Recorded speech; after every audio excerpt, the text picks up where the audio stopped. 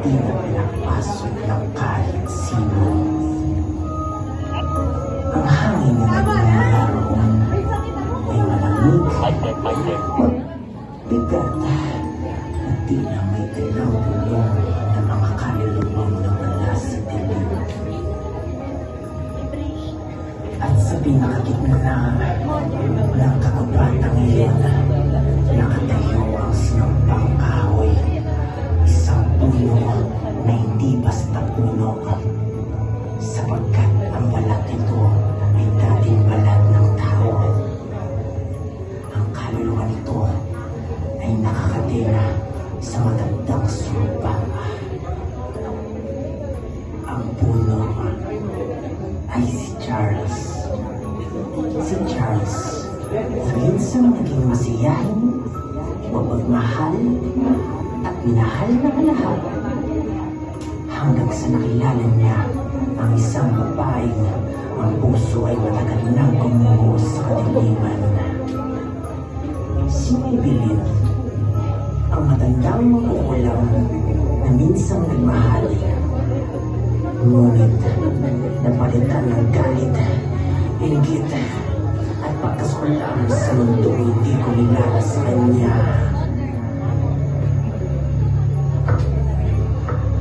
At sa isang sumpa na sinaksak sa puso ni Charles, ang kanyang katawan ay naging kahoy, at ang kanyang espiritu'y nakakulong sa katahimikan ng kagubatan.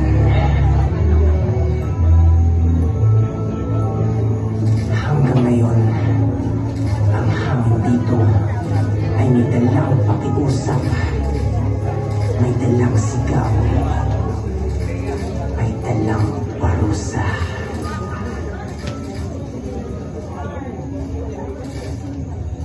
At sa umagang ito,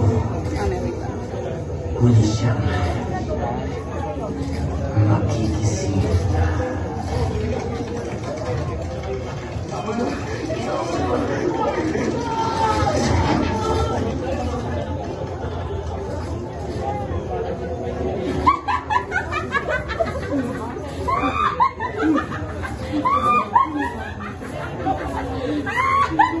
Basta, Charles! Hindi ka na makakagalaw yan! Bawa ka, Maybelline! Bawa ka! Bakit ako maawa?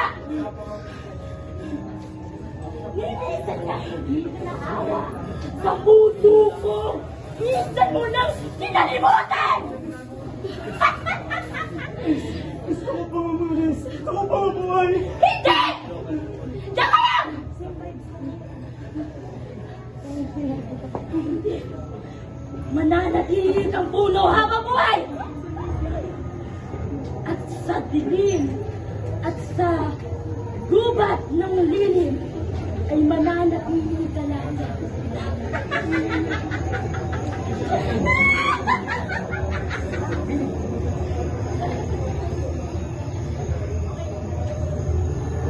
Maligayang pagbisita sa gubat na mga Very good, Naki. Ano naman ako? Hindi ako lagi sa mata. Ay, sorry. Mapagpalang araw sa gubat na kinalimutan. Nais ko lang kayong balahan na kung saan man kayo magpunta, huwag niyong kalilimutan ang mga pamahiin ng mga lugar. Dahil ang mga nakikita niyo, nararamdaman, at minsan pa ay nakakasalamuha, ay hindi pala magandang balak. Dahil yung mga nakakasalamuha niyo ay isa ka lang magbabarang. Huwag kayong susungay sa mga utos nila. At ngayon, tutuklasin natin ang ilan sa mga handa ng isang magbabarang. Una dito ay Anchor's Gold Oatmeal Cookies. Ito ay ginagamit ng isang magbabarang. Dahil ang sumpa nito ay pag kinain mo ito, ay bigla kang yayaman. Sige, ano ba yan? Ano yan? Isang cookies. Ang sumpa nito, matapos kayong mamatay ay magiging isa kayong gold oatmeal cookies. Sunod naman dito ay ang spirit eye blueberry cookies na makikita ninyo sa may gitna. Ang spirit eye blueberry cookies ay pag kinain ninyo ito, maaaring yung makita ang kapalaran nyo, kapalaran ng iba. Kasama na rin doon ang kanilang future. Pero kapag kayo ay sumuway sa limang gamit ito, maaari kayong mawala ng paningin. At ang sunod naman natin dito ay ang Omen Ube Bars na ginagamit ng mambabarang bilang pampahaba ng kanyang buhay. Ito ay may ube feeling at saka may flaky flavor o quaky flavor ng crust. Sumunod naman dito ay ang Damang Lupa Carrot Loaf. Na makikita ninyo rito malapit sa mata ng kadiliman. Ang Damang Lupa Carrot Loaf ay pinaghalo-halong mani na merong almonds, walnuts, at cashew. At syempre, meron din ditong cinnamon rolls na kadiliman. So ito ay black cinnamon rolls na merong cream cheese sa gitna. At yun. Sorry po, ma'am.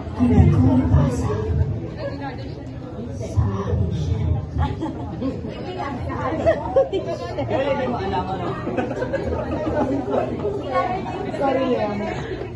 We have three types of pie pop nasi. So we have diwata cheesy pie, spinach pop, creamy spinach, and chicken manananggal pie, chicken pot pie, and banana kagaliman as beef mushroom. So here naman po sa Bunlog Pits, we have three cold cuts, copa, turkey ham, and air-dried salam. For the other savory items, we have blended regrets and all from scratch, including the buns and the patty itself. And here we have our chocolate rice cake, and as you know, the encanto with white chocolate ganache, blessed as candle. We also have here one strawberry wine, also from scratch. Utilize frozen strawberries. And here we have naman po ay carrot muffins, moist chocolate muffins, and our very best red velvet crinkles with creamy ice. We also have here po vanilla popcorn and our New York cheesecake with some top tuna, skeleton tuna, cake pops. Cake pops po, then we will put it on two spots.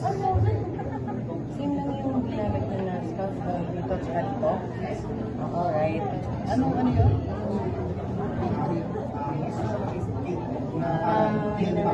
Then nilagay po natin sa Alright.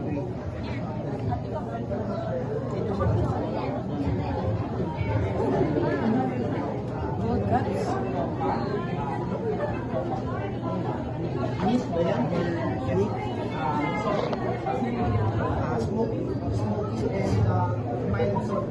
Binili niyo ng ganyan.